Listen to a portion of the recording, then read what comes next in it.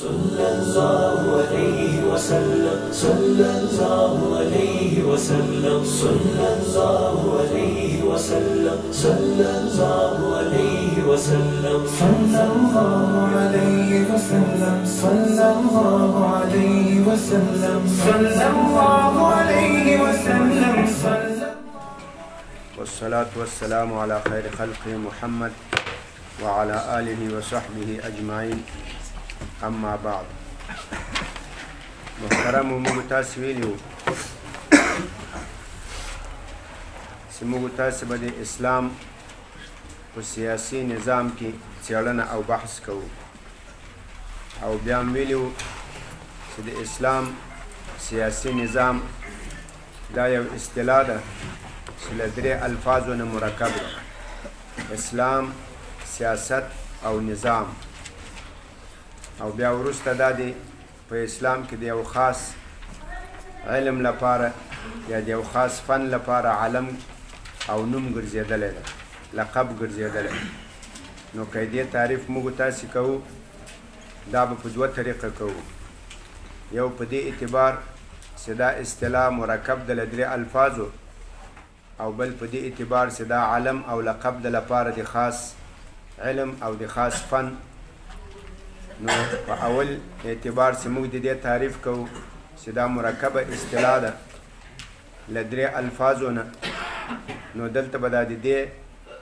د اجزای مرکبه و پیژندنه او تعریف کوو چې هغه اسلام ده، سیاست ده او نظام ده. نو ترکیبي معنا به راته معلومه سي د اسلام سیاسي نظام یعنی څه. د اسلام معنا هم پرون وکړه، نن د اسلام سیاسي نظام، نن به د سیاست معنا وکړو چې سیاست دا په لغت کې چاته وایي، په اصطلاح کې چاته وایي، اقسام د سیاست، موضوع د سیاست او غرض د سیاست. د دې وضاحت به وکړو انشاءالله. اول، سیاست دا په صرفي لحاظ باندې دا مصدر ده د ساسه یسوسو سیاسة، والأمر منه سس،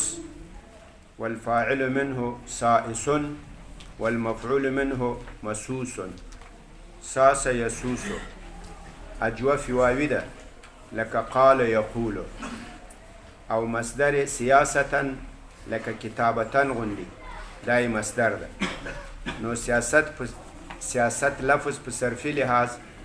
دا مصدر ده لکه کتابتن غندي، او اجوف واوی ده لساس يسوس سیاسة فهو سائس والمفعول منه مسوس. دا صرفي گردان سو او د سیاست د لفظ صدا مصدر ده. د دې وضاحت سو. د سیاست لغوي معناګانې: سیاست په لغت کې، په عربي لغت کې په دریو معناګانو باندې استعمالیږي. اول، سیاست په لغت کې تدبیر او تنظیم ته وایي. د یو شي تدبیر او تنظیم، که هغه خلک وي، که هغه یو اداره وي، که هغه حتی چېرته د حیواناتو د دې یو فارم وي، ته د هغه تدبیر او تنظیم کوې، دې ته سیاست وایي. لکه عربي کې ویل کېږي ساس الرجل الامور، ساس الرجل الامور یعنی دبرها و نظمها. سړی خپل کارونه د دې سیاست وکړو، یعنی د خپلو کارونو تنظیم او تدبیر وکړو. دا اوله معنا. دویم، سیاست په لغت کې تربیه ته وایي، روزنی ته وایي. سیاست در لغت یک کسی را تربیه کردن و یک کسی را به اصطلاح تعلیم دادن.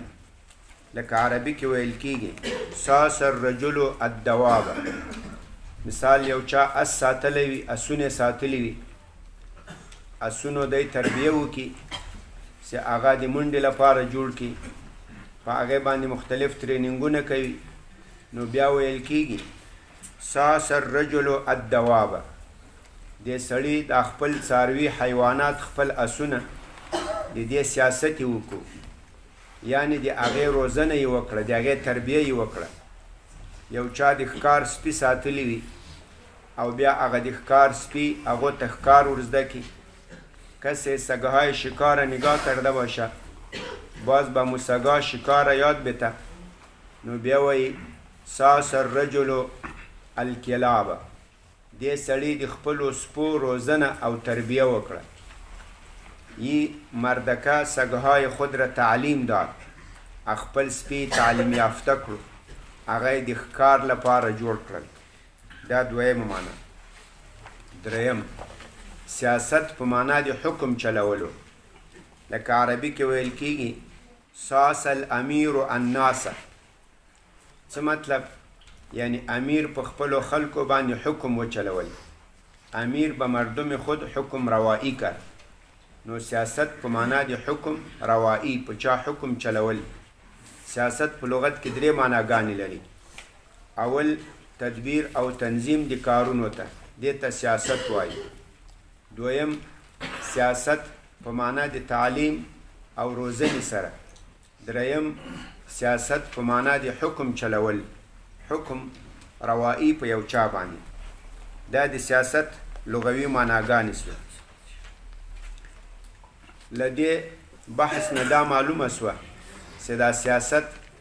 دا یو عربي کلمه ده او په عربي کې دا خپل اصل لري. اجوفي واوي ده او مصدر ده، لکه کتابتن غوندي.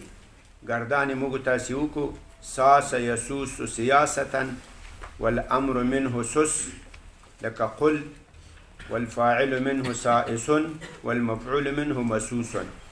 او لغوي معناګانې هم وکړې. او سیاست په معنا د تدبیر و تنظیم سره. دا په یو متفق علیه حدیث کې ذکر شوی ده. نبی صلی الله علیه وسلم فرمایي کانت بنو اسرائیل تسوسهم الانبیاء. وای دا بنی اسرائیل بنی اسرائیل بودن تسوسهم الانبیاء، په دې کې سیاست چلول، یعنی د دې د کارونو تنظیم و تدبیر هغه انبیاء کول. یعنی تنظیم و ترتیب کارهایش همو انبیاء می کرد. کل ما هلک نبی خلفه نبی. کله چې به یو نبی وفات سو بل نبی به قایم مقام سو، بیا به هغه سیاست روایی کوله، هغه به په بني اسرائیلو کې سیاست چلول. نو دې ټولو ته چې وګورو دا سیاست او دا ټول باب دا یو عربي لفظ ده او په عربي کې اصل لري. دا خبر هم ځکه وکړه یو عالم ده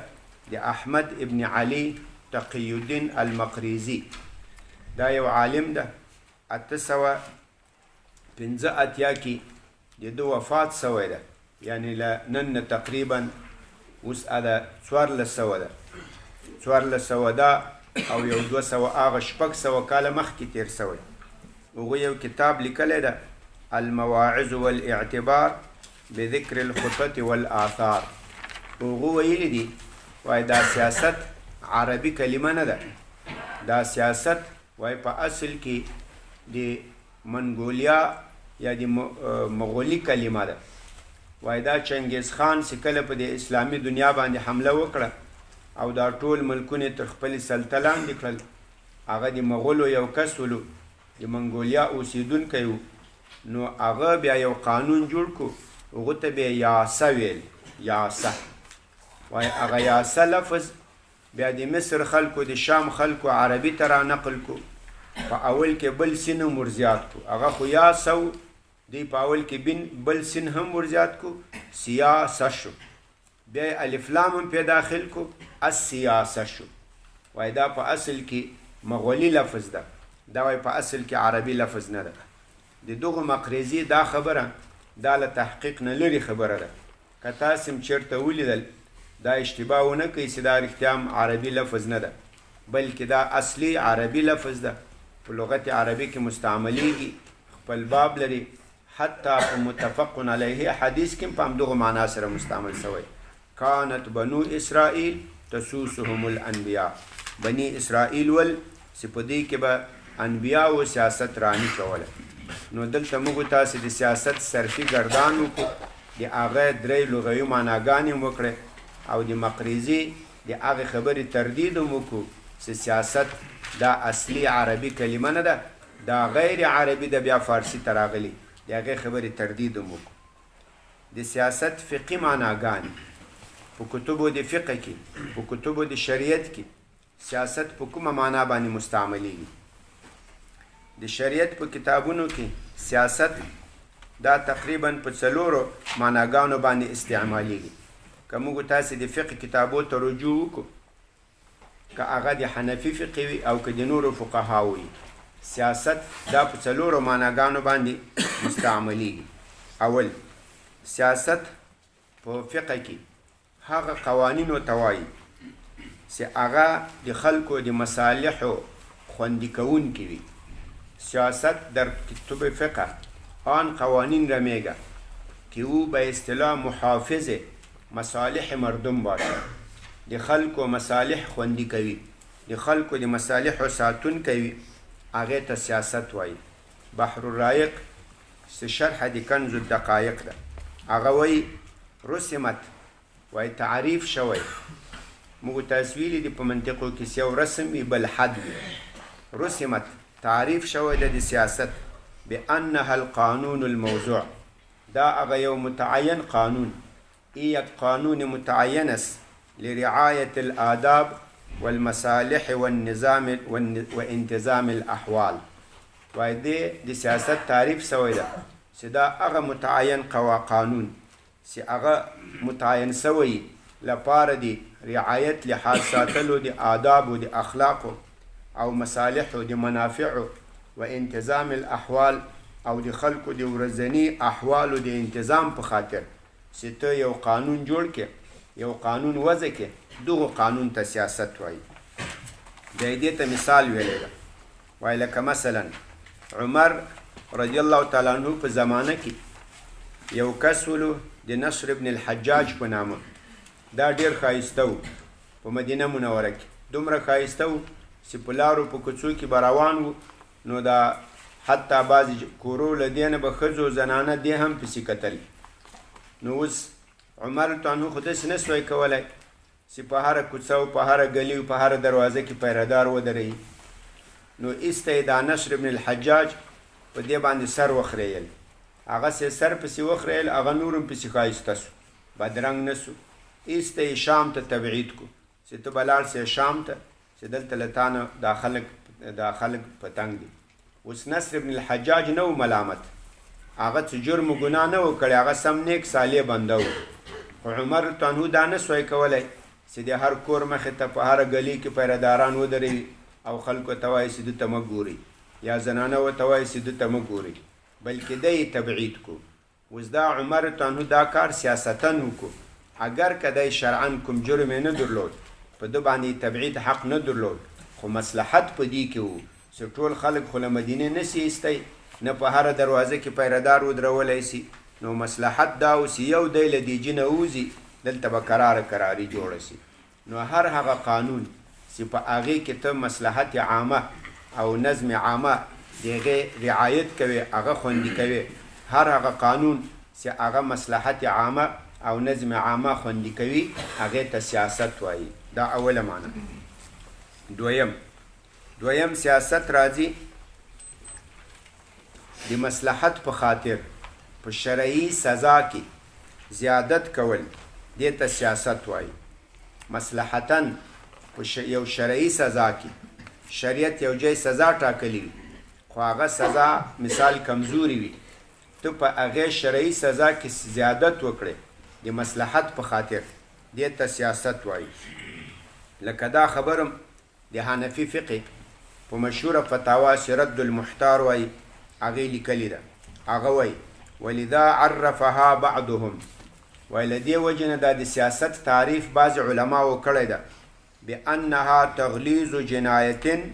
لها حکم شرعي. وایي د سیاست تعریف یې کړی په دې تغلیظ جنایة،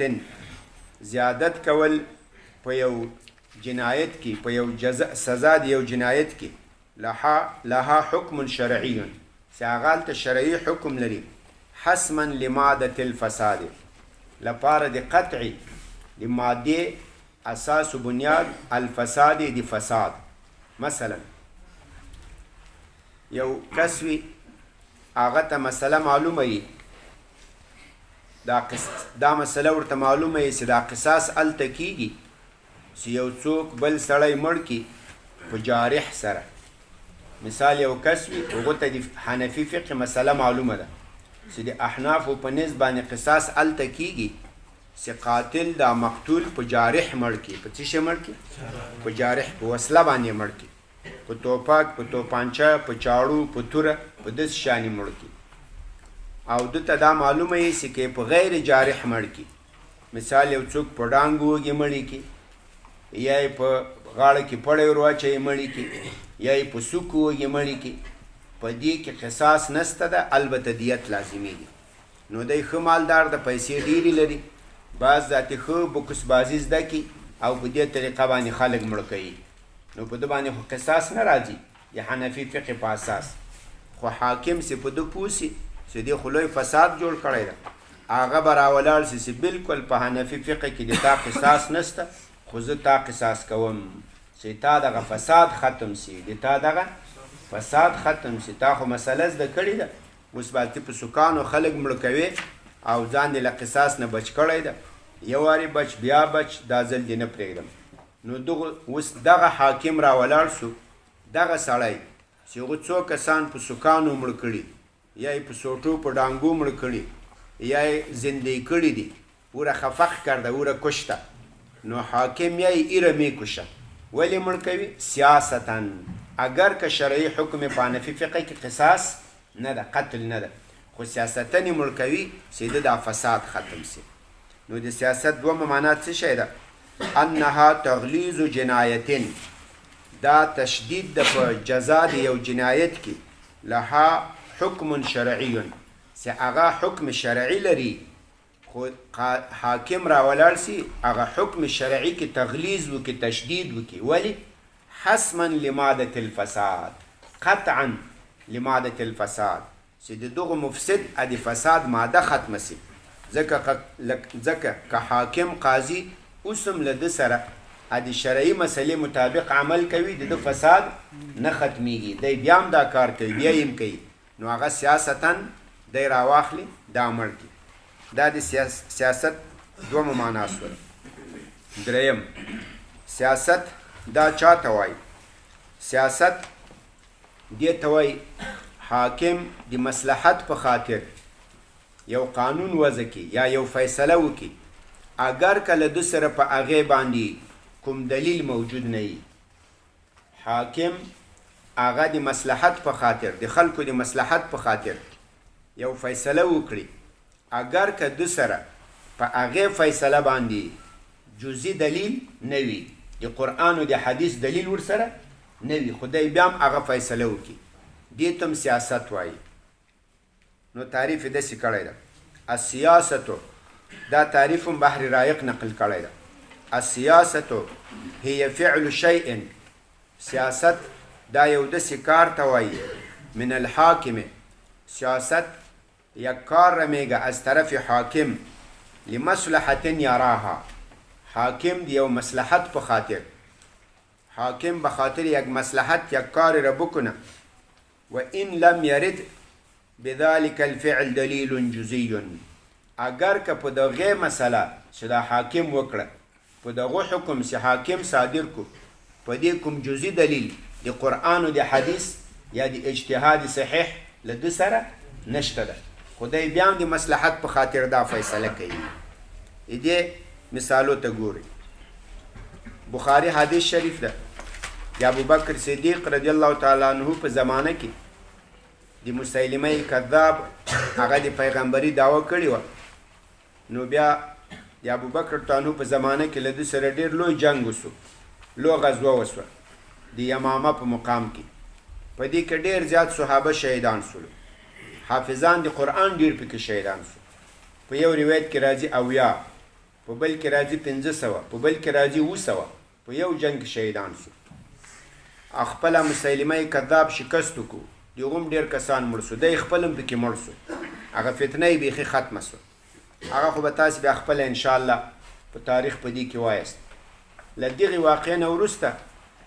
عمر تانو راغی ابوبکر صدیق رضی الله تعالی عنه ته، هغه ته ویل ای ابوبکره، اے خلیفہ یا خلیفة رسول الله صلی الله علیه وسلم وای که داسې نور جنګونه وسي او داسې د قرآن حافظان شهیدان سي له موږ نه به ډېر قرآن دا به ضایع سي ځکه هغه وخت کې قرآن کریم داسې نه ولیکل سوی لکه دا نن سبا چې په یو مصحف کې ټول راټول سوی نبی اسلام داسې نه ولیکلی بلکې د صحابه و یاد و له چا سره به یو سورت بقره و له چا سره به نور سورتونه له چا سره نور متفرق یو جای بل جای لیکل سوی ابو بکر صدیق رضی الله تعالی عنه ورته وویل وای زه څنګه داسې کار وکړم چې هغه نبي صلی الله علیه وسلم نه ده کړی عمر ته به بیا ورغی څو وارې داسې ابو بکر صدیق رضی الله عنه ته وویل تر دې چې ابو بکر صدیق رضی الله عنه دې ته تیار کو چې بالکل زه به دا کار وکړم بیا دې دواړو زید ابن ثابت راوغوښتل زید ابن ثابت د نبي علیه الصلاة والسلام په زمانه کې د هغو کاتب د وحی و نور کاتبین د وحی مو یو پکې زید ابن ثابت و هغو ته یې وویل چې ته دا کار وکړه هغو هم دا خبر ورته وکړه وایي تاسې څنګه داسې کار کوئ چې هغه نبي صلی الله علیه وسلم نه ده کړی قرآن چې ټول یو ځای راټولوئ دا خو باید نبي علیه الصلاة والسلام کړی وای هغو په خپل دور حیات کې نه ده کړی نو تاسې ولې کوئ ابو بکر رضی الله تعالی عنه ورته ویل وای اول چې ما ته عمر وویل ما هم داسې ورته ویل خو بیا د ما زړم په اصطلاح هغه خبرې ته خلاص شو کوم چې عمر په هغې کې مصلحت لیدلی و بالاخره زید ابن ثابت دې ته جوړ کړو بیا هغه اوږده واقعه ده چې قرآن یې را ترتیب کړو راټولې کړو مطلب دا چې اوس دلته ابوبکر صدیق سم اول له دې خبرې نه انکار کول زید ابن ثابت هم اول له دې خبرې نه انکار کول ځکه په دې مسله باندې له عمر فاروق رضی الله عنه سره کوم دلیل جزئی قرآن او حدیث موجود نه و خو په راغونډولو کې مصلحت و چې باید دا قرآن راټول سي نو حاکم دی وخت چې د مصلحت په خاطر باندې یو حکم وکړي اگر که په هغې دلیل جزئی د لره نه وي دې ته هم کله کله سیاست وایي د دې بل مثال د عثمان رضی الله تعالی عنه په واقعه کې خلافت په وخت کې یو واقعه وسوه حذیفه ابن یمان رضی الله تعالی عنه دا راغلی و د ارمنستان و آذربایجان په دو جایو کې جهادونه کول دا قرآن خو په اوه حرفه باندې نازل شوی ده نو دلته بعضې خلکو تابعینو چې دا قرآن به کله له یو قاري نه واورېدل هغه به په یو حرف باندې تلاوت کول مثلا انظر الى العظام کیف ننشزها بیا به بل قاري به بل ځای تلاوت وکړو انظر الى العظام کیف ننشرها دا دواړه قرات متواتر دي نو دا یو بابل ته ویل تا غلط ویل هغه به ورته ویل تا غلط ویل هغه به ورته ویل تو قرآن غلط خواندې برو کافر شدي هغه به ورته ویل تا قرآن غلط ویل ته کافر شو لو کیسه په دې کې جوړه سوه حذیفه ابن یمان رضی الله تعالی عنه راغی نبی راغی عثمان رضی الله عنه ته په دې وخت کې عثمان رضی الله تعالی عنه دا امیر المؤمنین هغه ته ویل وای ادرک امة محمد وای ځان راورسوه د نبی اسلام په امت کسي خود را پشت امت نبی علیه الصلاة والسلام برسان قبل ان یختلفوا فی الكتاب اختلاف اليهود والنصارى وړاندې له دې چې دوی په قرآن کې داسې اختلاف وکړي لکه یهود و نصارا چې په تورات کې کړی ده تورات اوس یوه نسخه ده که ډېرو نسخې دي انجیل یک نسخه است و بسیار نسخه ها است وایي که ته په دې امت پسې ځان راونه رسوي د نبی اسلام په امت پسې او د دوی غم ونه کړې داسې اختلاف به جوړ سي په قرآن کې عثمان تانوی د خبر ومنله هغه نسخې سي هغه نسخه سي ابوبکر صدیق صاحب راټوله کړې وه هغه بیا له ابوبکر صدیق صاحب سره وه هغه سي وفات شو بیا له حضرت عمر صاحب سره وه هغه سي وفات شو بیا د هغه له لور حفصې بنت عمر سره وه رضی الله تعالی عنها د نبی اسلام بیبي وه هغه حفصه بنت عمر په دغه وخت کې حیات وه عثمان تانو هغې ته حال ولېږل چې ته د هغه اوراق موږ ته راکړه دا قرآن موږ به له دې چې نور ولیکو د تا قرآن به بېرته درکړو له هغه چې نور قرآنونه ولیکل دا یې په امت مسلمه کې خوار وکړو نورو صحابه ورته امر وکړي تاسې دې ته ښه سوچ وکړئ دلته اوس داسې نه اوسي دا یو قرآن و علي رضی عنه د نبی اسلام کاتب دی وحي و هغو له ځان سره یو قرآن لیکلی و که نه و لیکلی لیکلی و هغو ته مصحف علوي ویل ابو موسی اشعري رضی عنه یو قرآن لیکلی و عبدالله ابن مسعود صاحب لیکلی و زید ابن ثابت صاحب لیکلی و خپل عثمان تانو لیکلی و نورو ډېرو صحابه ولیکلی و عثمان تانوس دا یو قرآن ترتیب کو ټولو صحابه ورته امر وکړ راوړئ کوم قرآنونه چې تاسې لیکلي هغه یې ټول ځینې راټول کړو هغه یې وسوځول د هغوی ری راواخیستې په سمندر باندې ودوړولې باد کړه چې چېرته په ناولي جي کې په ګنده جي کې پرېنوځي او بس امر یې وکړ دغه قرآن به وایست چې دا ما را مرتب کړو دې ته اوس مصحف عثماني وایي مصحف تاسې خبرې ته لږ پام وکړئ مثال علي رضی الله تعالی عنه چې کوم قرآن لیکلی و هغه یې د چا له مبارکې خولې نه لیکلی و د نبي صلی الله علیه وسلم نبي علیه الصلاة والسلام ته الله وحیه کړي وه عثمان تانور ته یې وایي دغه قرآن راوړه چې زه یې وسوځوم له عثمان تانور سره کوم دلیل و چې دا قرآن راوړه زه یې وسوځوم آیت پې نازل شوی و چې دا قرآن وسوځوم حدیث ورته راغلی و هېڅ دلیل ورسره نه و عبدالله بن مسعود صاحب ته ویل خپل قرآن راوړه عبدالله بن مسعود قرآن له چا نه اورېدلی و له نبي صلی الله علیه وسلم هغو ته الله نازل کړی و هغو ته په وحی راغلی و عثمان تانو سره کوم دلیل نه و چې راوړه دا د تا قرآن وسوځوه نه په عثمان تانو سره آیت و نه ورسره حدیث و خو یوه خبر وایه چې مصلحت و څه شی و مصلحت و که دا د عثمان تانو دا کارروایي نه وای دغه د ده دغه سیاسي حکم نه وای دا داسې کوم سیاست د قرآن په جمع کې ولټول اوس به دلته یو به علوي قرآن ویل بل به اشعري قرآن ویل بل به د عبدالله بن مسعود ویل مسعودي قرآن بل به د زید بن ثابت ویل مثال ثابتي قرآن یا زیدي قرآن بل به عثماني و بل به حفصي و بل به فلان و اتی به یو په بل باندې کفر فتواګانې کولې او جنګونه به شروع هل عثمانیین غالب سو بل ویل هل اشعرین غالب سو هل پلانی غالب سو پلانی دونه مړه کړ دا قصې به شروع نو درېیمه معنا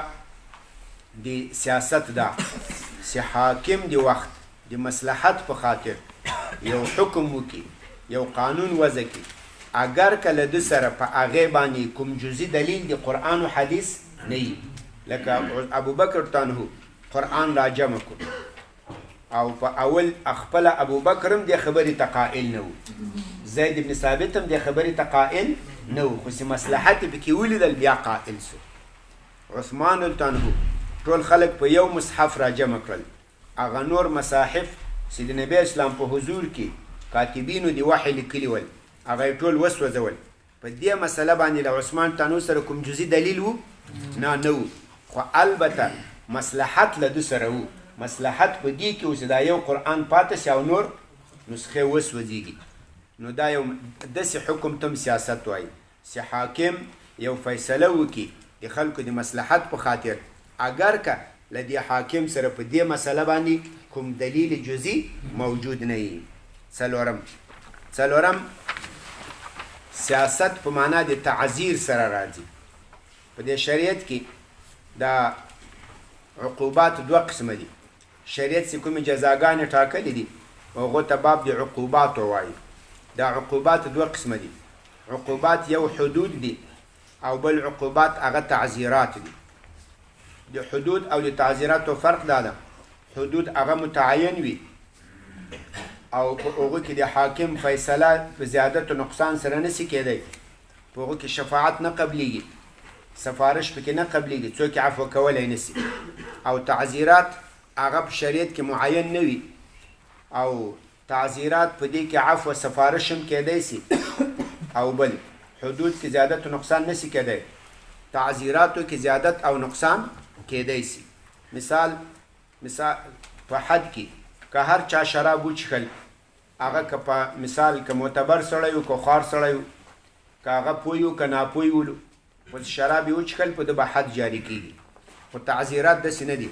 تعزیرات دا نسبت خلکو ته فرق کوي د یو سړي تعزیر به په دې کې چې هغو ته خالي حاکم غوسه وکړي چې ګوره بیا داسې کار ونه کړی برابروم دي دا به د ده تعزیر سي د بل تعزیر به په دې وي چې قاضي یو دره یو امسا کش کړي د بل تعزیر به په دې وي چې هلته یو څو ورځې پسې بندي هم کړي په یوه مسله کې یو قسم جرم به یې کړی خو تعزیر به یې فرق وکړي هغه به بیا تاسو خپل جي کې وایست تعزیرات هغه جزاګانو ته وایي چې هغه د شریعت لخوا د هغې تعین نه وي سوی بلکې مفوض یې رأی د حاکم لره دغو تعزیراتو ته هم کله سیاست وایي حاکم چې یو حکم تعزیرا وکړي د عقوبتو د جزا په طریقه په یو چا حکم وکړي دې ته هم کله سیاست وایي همدغه فتاوای شامی ابن عابدین رحمه الله وی والظاهر ان السیاسة والتعزیر مترادفان وای ظاهر خبر داده سیاست او تعزیر دا دواړه مترادف دي ولذا لام دې وجنه عطفوا احدهما على الاخر وای لام دې وجنه په کتبو د فقه کې کله کله دا تعزیر دا سیاست هغه په تعزیر باندې عطف کیږي کما وقع فی الهدایه والزیلعیه وای لکه دا خبر په هدایه او په زیلعی کې ډیر راځي مثلا احناف وای بکر لبکر ځوان سړی سره ځوانې ښځې سره زنا وکړي د دوی حکم سل دورې دي تغریب عامن دا حدن پکې نشته ده خو البته که قاضي مصلحت ولیدل حاکم مصلحت ولیدل چې دغه زانی به یو کال له وطن نه وشړو ایره یک سال از وطن خود تغریب میکنیم بیا یو کال له خپل وطن نه شړلی سي خو څنګه به شړي دا به تعزیرا وشړي سیاستاً به وشړي تعزیرا او سیاستاً دلته په فقه کې له دې تعزیر نه وروسته سیاستاً لفظ ور زیاتوي هغه سیاستاً د تعزیرا لپاره تفسیر ده سیاستاً د تعزیرا لپاره تفسیر ده یعنی دغه یو کال شړل دا حکم شرعي نه ده حکم شرعي هغه دا د سل دورې به ورکړي الزانیة والزانی فاجلدوا كل واحد منهما 100 جلده نو دا تغریب عامن ولی راغلی یو کال له وطن نه شړل ولی راغلی دا وای تعزیرا ده دا سیاستاً ده تعزیرا ده دا یو اضافي عقوبت دی د اصلاح په خاطر دا سیاستاً ده دا یو تعزیر ده دغه سیاست د تعزیر لپاره تفسیر واقع سو حاصل دا سو سیاست په لغت کې درې معناګانې لري او سیاست په اصطلاح د فقهاو کې په څلور قسمه مستعملیږي اول سیاست دا هغه متعین قانون ته وایي چې په هغې کې د مصالح عامه انتظام وي او د منافع عامه خوندي کوونکی لکه موږ تاسو ویل عمر عنه نصر بن الحجاج هغه تبعید کو سره له دې چې هغه مجرم نه و هغه ګناه نه و کړې خو مصلحت په دې کې ټول خلک یې له مدینې نه شوی شړلی دویم حاکم د مصلحت دویم مصلحت سیاست دې ته وایي چې حاکم د یو جزا په یو عقوبت کې زیادت وکړي په یو عقوبت کې زیادت وکړي د یو مصلحت په خاطر باندې لکه موږ تاسې مثال وویل یو چاته دا مسله معلومه ده چې که زه قتل په جارح سره وکړم بیا قصاص پې راځي او که قتل په وسله او په جارح سره ونه کړم په ډانګو په سوټیو په پړي یا په سکانو یې وکړم بیا قصاص نشته نو یو سړی مړ کړي بل سړی مړ کړي حاکم پې پوه شي حاکم سیاستاً دی هم قصاص کولی شي ځکه مصلحت په دې کې ده که دی قصاص نه کړي بیا دریم هم څنګه کوي مړ کوي او بل نفر هم نور خلک هم چل جني زده کوي دریم سیاست په معنا دی حاکم د مصلحت په خاطر باندې یو داسې حکم صادر کی چې اگر کله د حاکم سره له د قاضي سره په هغې باندې کوم جزي دلیل د قرآن او د حدیث موجود نه وي لکه ابوبکر تانهو قرآن را جمع کو د عمر تانهو په مشوره سره له دې چې دا مشوره اول د ده زړه نه منله ځکه دلیل صریح نه و خو چې وروسته مصلحت پکې ولیدل سیاستاً دا کار وکړو عثمان التانهو د قرآن کریم نورې نسخې هغه وسوځولې له عثمان تانهو سره کوم دلیل جزي په سوځولو د نسخو باندې نه و خو د دا حکم ولې وکړو مصلحت په دې کې و چې دا نورې نسخې باید وسوځول شي څلرم سیاست په معنا د تعزیر سره راځي لکه په ډېرو ځایو کې د فقه په کتابو کې یو حکم راسي وایي دا تعزیرا ده وروسته تفسیر وکړي چې دا سیاستاً ده هلته سیاست په معنا د تعزیر سلو دا د سیاست شرعي استعمالات سول چې په فقه په دې کې استعمالیږي سبا ته به انشاءالله د سیاست اصطلاحي معنا چې هغه د موږ تاسې دلته مقصود ده د هغې معنا به وکړو موضوع به بیان کړو غرض به بیان کړو بیا به اقسام ووایو سبحان ربک رب العزة عما یصفون وسلام علی المرسلین